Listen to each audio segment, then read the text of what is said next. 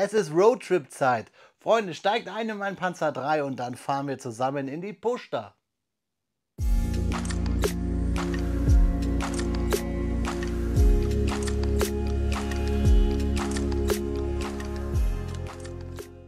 Willkommen in der Noppenklötzchenscheune.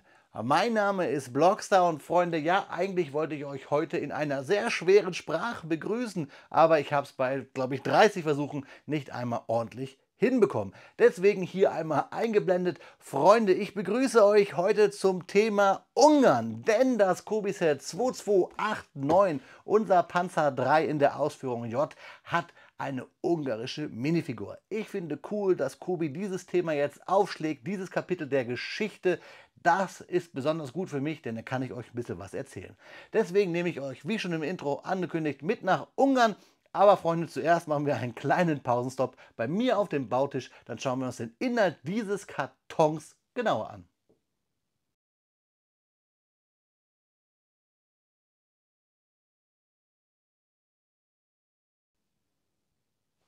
Frisch aus der Pushta im Dezember hier auf meinem Bautisch aus der Historical Collection World War II. Unser Panzer 3 in der Ausführung J bzw. in der 2 und 1 Version, das Kobi-Set 2289. 590 Steinchen und eine Minifigur im Maßstab 1:35.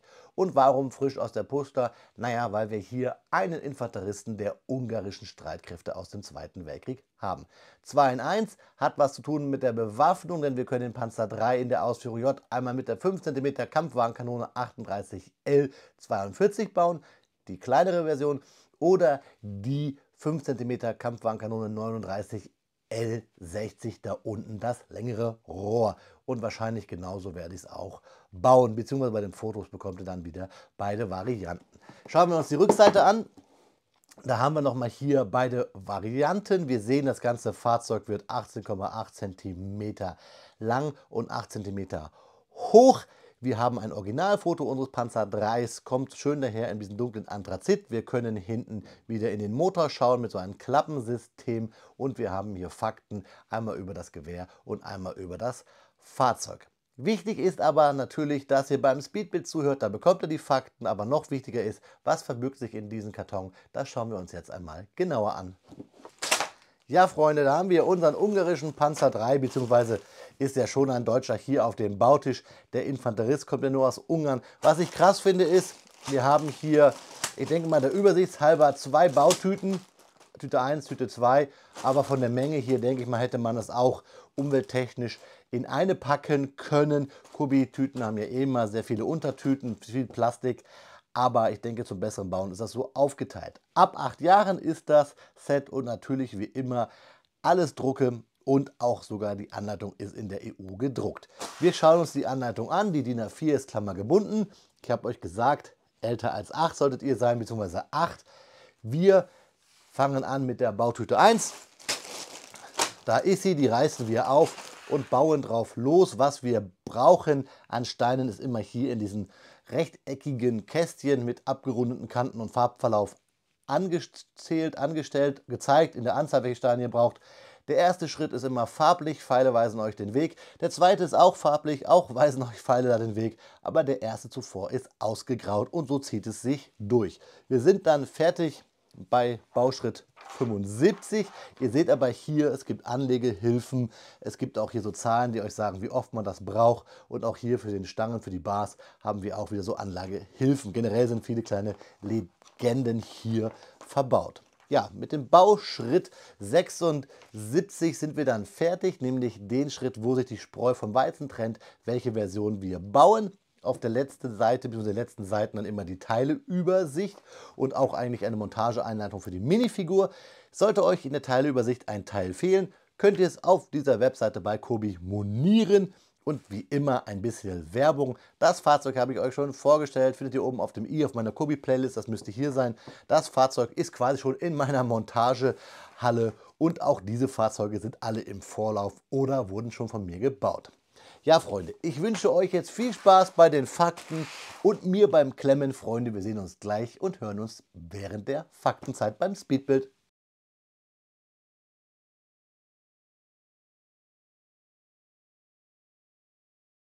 Speedbildzeit ist Faktenzeit. Und natürlich sprechen wir heute über den Panzer III. Nein, Freunde, wir sprechen heute nicht über den Panzer III.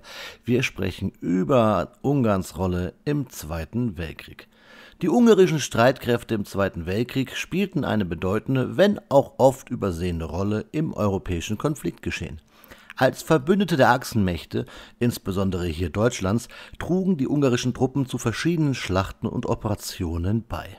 Der Beitritt Ungarns zum Drei-Mächte-Pakt im November 1940 markierte den Beginn seiner aktiven Beteiligung am Zweiten Weltkrieg. Die königlichen ungarischen Streitkräfte, bestehend aus Heer, Luftwaffe und Marine, mobilisierten sich für den Einsatz an der Ostfront sowie auf den Balkan. Ja, Marine, es gab die sogenannte Donauflottille. Im Juni 1941 beteiligte sich Ungarn an der berüchtigten Operation Barbarossa, dem deutschen Angriff auf die Sowjetunion. Unter dem Befehl von Admiral Miloš Horthy entsandte Ungarn rund 200.000 Soldaten an die Front. Diese Einheiten kämpften in Schlachten wie Uman und Leningrad, wobei die ungarischen Streitkräfte eindrucksvolle, wenn auch mit hohen Verlusten erkaufte Erfolge verzeichneten. Ungarns Engagement an der Ostfront setzte sich fort und die Schlacht von Stalingrad im Winter 1942/43 markierte einen entscheidenden Wendepunkt. Etwa 40.000 ungarische Soldaten waren in den deutschen Linien eingebunden und viele von ihnen fanden in den eisigen Weiten Russlands ihr Schicksal. Ungarns Regierung versuchte, eine feine Balance zwischen Zusammenarbeit mit den Achsenmächten und der Bewahrung nationaler Interessen zu finden. Die ungarischen Streitkräfte wiesen zu dieser Zeit eine Mannstärke von rund 350.000 auf. Trotz enger Bindungen an Deutschland gab es auch Momente des Widerstandes. Als sich die Rote Armee den Karpaten näherte, begannen geheime Verhandlungen zwischen der ungarischen und der sowjetischen Regierung, die am 15. Oktober 1944 zu einem vorläufigen Waffenstillstand führten. Doch noch am selben Tag besetzten deutsche Truppen Budapest und die neu eingesetzte faschistische Fallkreuzerregierung unter Ferenc Szálasi verpflichtete sich, den Krieg an der Seite Deutschlands gegen die Sowjetunion fortzusetzen. Ungarische Truppen dienten weiterhin unter deutschem operativen Befehl in rückwärtigen Gebieten, obwohl die ungarische Regierung bestrebt war, dass ihre Truppen nur zur Verteidigung des Heimatlandes eingesetzt werden sollten. Auch weigerten sich ungarischen Einheiten der Niederschlagung des Warschauer Aufstandes im August 1944 mitzuhelfen. Ein besonders dramatisches Kapitel war die Schlacht um Budapest im Winter 1944 bzw. 1945. Etwa 180.000 ungarische und deutsche Soldaten verteidigten die Stadt gegen die sowjetischen Truppen. Die Belagerung dauerte mehrere Monate, bis Budapest im Februar 1945 fiel. Diese Schlacht kostete Tausenden das Leben und beschleunigte den Vormarsch der Roten Armee. Die bekanntesten Großverbände der ungarischen Armee waren die 2. und die 9. Armee. Die Bewaffnung der ungarischen Armee bestand hauptsächlich aus den Mannlicher-Karabinern, aus Schwarzlose- und Solothurn-MGs, deutschen 36, 37 und 38 Packs, diversen Panzerbüchsen, zum Beispiel aus Belgien, Skoda, Bofors und Rheinmetall-Haubitzen, sowie Nimrod-Selbstfahrerfetten, Ansaldo-Tankketten, Turan-Panzern, den 43M Zrni-Sturmgeschützen, Toldi-Panzern, den Schaper Panzerspähwagen, den Panzer 38, den Panzer III und den Panzer IV. Die ungarischen Luftstreitkräfte waren zu Kriegsbeginn gut ausgebildet und hatten fähiges Personal in der Luft und am Boden. Das Material bestand hauptsächlich auf älteren, durchschnittlicheren italienischen Lizenzbauten und deutschen Flugzeugen. Im Verlauf des Krieges stiegen die Verluste Ungarns und es wurden deutsche Muster eingesetzt, wie zum Beispiel die Bf 109, die Focke-Wulf 190 und die Junkers Ju-87, die berühmte Stuka. Insgesamt ließen ca. 136.000 Ungarn im Zweiten Weltkrieg ihr Leben. Nach dem Kriegsende wurde Ungarn von den Alliierten besetzt und das Land geriet unter sowjetischen Einfluss. Die ungarischen Streitkräfte wurden demobilisiert und Ungarn wurde zu einem kommunistischen Staat unter sowjetischer Kontrolle und später auch Mitglied des Warschauer Paktes. Die Zeit der Beteiligung Ungarns am Zweiten Weltkrieg hinterließ tiefe Spuren in der Geschichte des Landes. Auch die Beteiligung gerade unter der Fallkreuzerregierung an der Shoah ist ein dunkles Kapitel in der ungarischen Geschichte. Ja, Freunde, das waren ein paar Fakten zu Ungarn im Zweiten Weltkrieg. Jetzt aber konzentrieren wir uns wieder auf die Fakten bezüglich Klemmbausteine beim Review bzw. der Besprechung des Kobi-Sets 2289 des Panzer III in der Ausführung J. Freunde, viel Spaß dabei!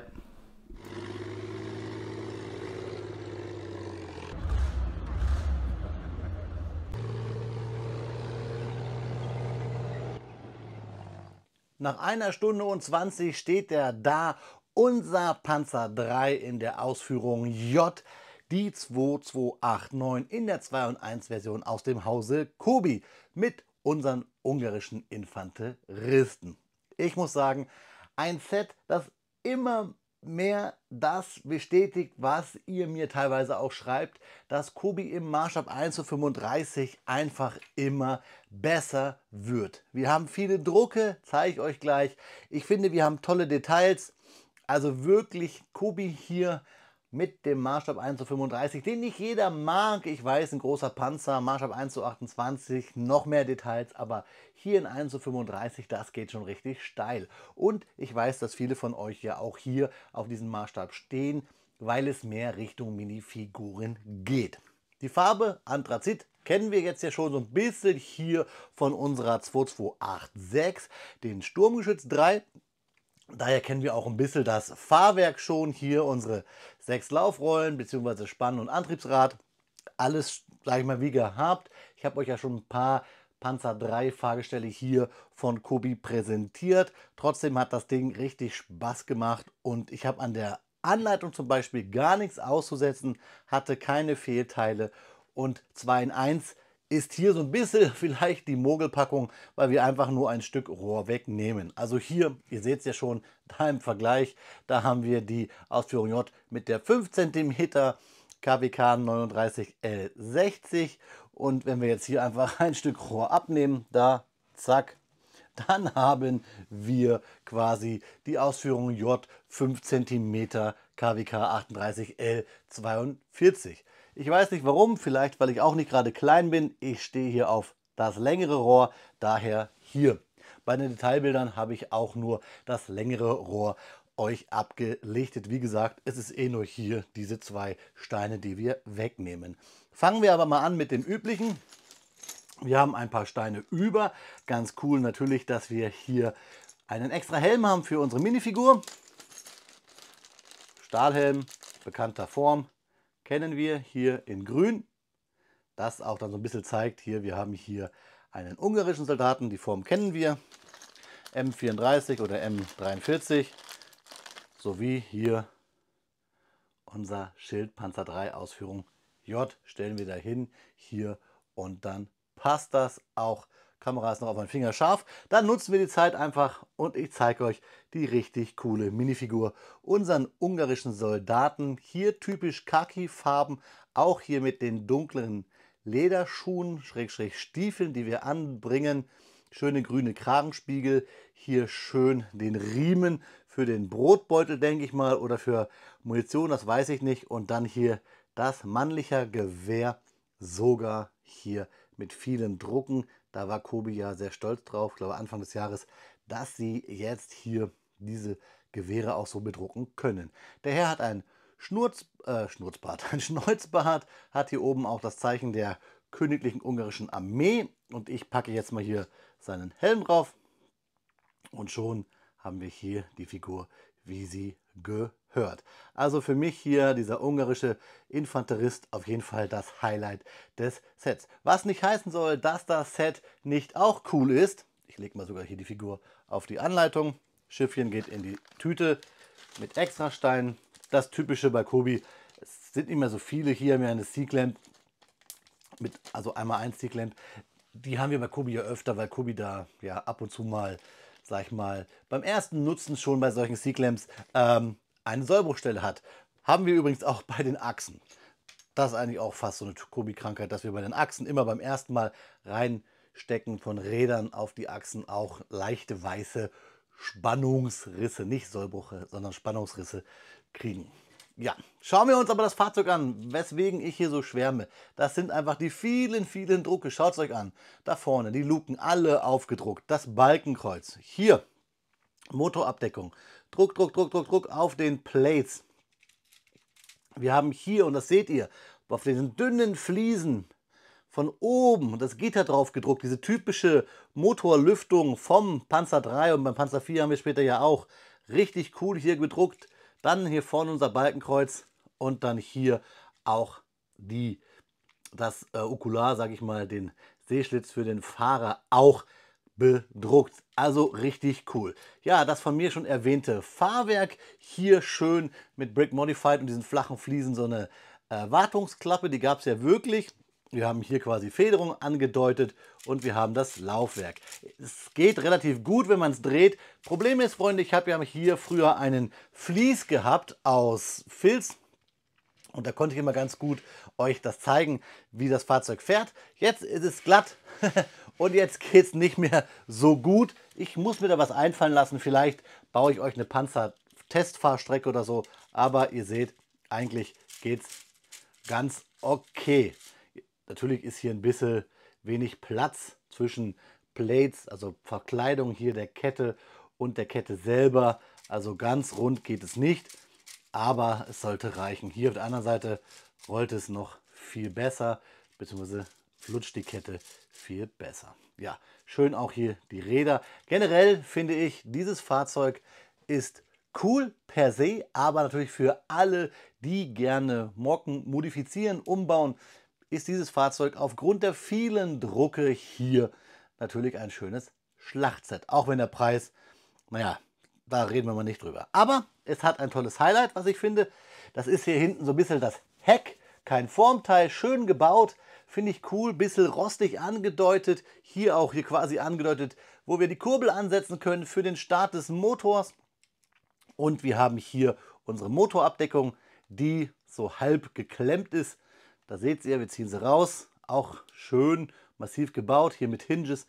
Und dann haben wir hier einen gebauten Motor. Und das finde ich cool, in dem Maßstab gebauten Motor. Also so könnt ihr auch quasi inst im Feld spielen. Also wenn ihr spielen wollt, ich meine natürlich darstellen im Diorama. Spielen, damit tun wir natürlich nicht. Hier die Form finde ich richtig cool und auch da, jetzt ist mir vor lauter Freude an diesem Fahrzeug das Fahrzeug aus der Hand gehüpft. Was ich euch zeigen wollte ist hier unten diese schmale Fliese. Und wir können den Turm auch relativ gut drehen. Bisschen groß ist diese Antenne, aber so ähnlich waren sie auch im realistischen Vorbild. Außer, dass jetzt nicht vielleicht so ein großes Achsteil, beziehungsweise hier das so rausstand. Aber es sieht cool aus. Auch hier der Schlauch, Stahlseil und so weiter, sowie Werkzeuge hier, Drahtschere, Spaten und hier Kiste. Also wirklich cool. Ein Manko vielleicht ist der große Gap hier bei der Blende. Den finde ich ein bisschen komisch. Das hat Kobi irgendwie schon mal besser gelöst, aber das ist jetzt Fehlersuchen. Und die Klappe hier, wo wir dann sogar einen Panzerfahrer reinpacken können. Es ist ja kein ungarisches Fahrzeug, denn ungarische Fahrzeuge hatten andere Balkenkreuze. Vielleicht schaffe ich es euch hier eins einzublenden. Die waren nämlich auch in den Landesfarben von Ungarn. Und von unten dann das, was ich am Anfang erwähnt habe, die typische Bauweise, die Kobi hier beim Panzer 3 Fahrwerk an den Tag legt, mit ein bisschen Schmieren hier. Da weiß ich jetzt gar nicht, ob es von meinen Fingern kommt oder aus dem Werk noch ein bisschen dran ist.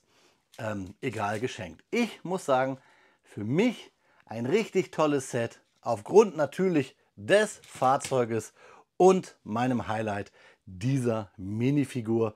Wirklich klasse. Ich habe früher diese Minifiguren wirklich, ja, abgelehnt ist das falsche Wort, aber ja, sie wurden gebaut, sie kamen in einen Karton und dann war es das und habe sie oft gegen gelbköpfige ausgetauscht. Aber hier so langsam, ich sage es glaube ich in den Videos immer mehr, kickt mich das Sammlerherz und hier so eine ungarische Figur finde ich richtig klasse. Ja, wenn ich jetzt wüsste, wie klasse auf Ungarisch heißt, dann, ich blende es hier ein. So finde ich diese Figur. Ja, Freunde, ihr bekommt jetzt Detailbilder und dann schauen wir uns zum Abschluss noch einmal in die Augen, meine Freunde. Wie versprochen, ein paar Detailbilder, damit ihr euch, liebe Freunde, einfach selber einen Eindruck vom Set verschaffen könnt.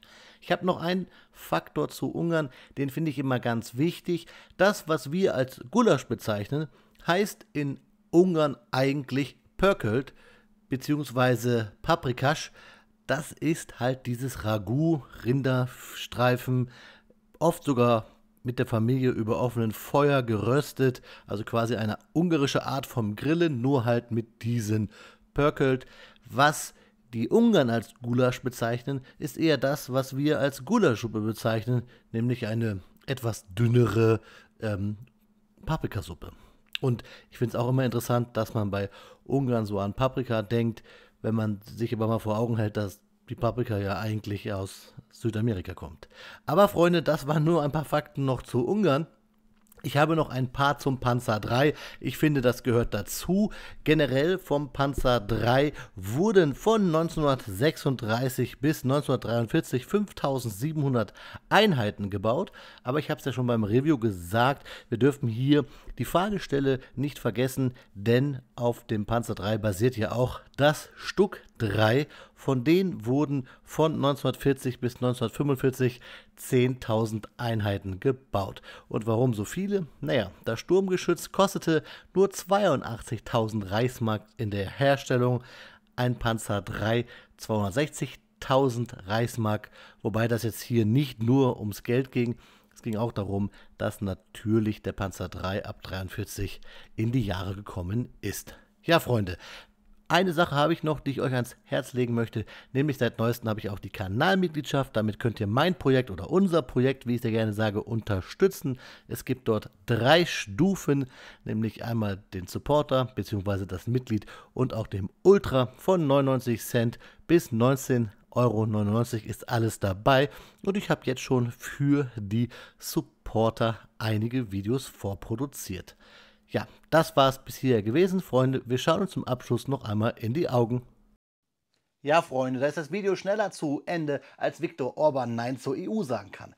Freunde, ein cooles Set. Ich bin echt wirklich begeistert. Ich werde leider immer mehr zum Fan der 1:35 Serie, wie Kobi es schafft, immer mehr Details in diesen kleinen Maßstab zu pressen. Das Fahrwerk vom Panzer III haben wir jetzt ja schon öfter bei den Stucks gesehen, aber hier in der Ausführung J richtig cool. Und dann auch noch die Möglichkeit, hier 2 Versionen zu bauen, ist der Hammer. Ich habe mich für die lange entschieden. Das habe ich euch ja schon am Intro bzw. am Anfang geteased. Tolle Drucke, Hammer-Set, habe ich euch gesagt. Aber eigentlich das Highlight ist hier unser ungarischer Soldat mit seiner Mannlicher 31, seinem Gewehr, was auch cool bedruckt ist. Ich bin echt zu sagen, dass der Panzer hier nur Beiwerk ist für diese Minifigur, aber ich bin Kobi-Sammler und natürlich ist das Quatsch, weil das Set ja einiges an Geld kostet. Schreibt mir eure Meinung unten in die Kommentare, ich würde mich freuen. Ich bin immer interessiert zu hören, wie eure Meinung ist, denn davon kann ich auch nur lernen und ich möchte gerne wissen, wie ihr da draußen dieses Set so fühlt von Kobi. Ja, Freunde, in diesem Sinne, wir bleiben dabei. Ich entlasse euch in die Pusta. Viel Paprika, viel Gulasch und habt einfach eine gute Zeit. In diesem Sinne, Freunde, auf Wiederbauen. Euer Freund, der Blockstar.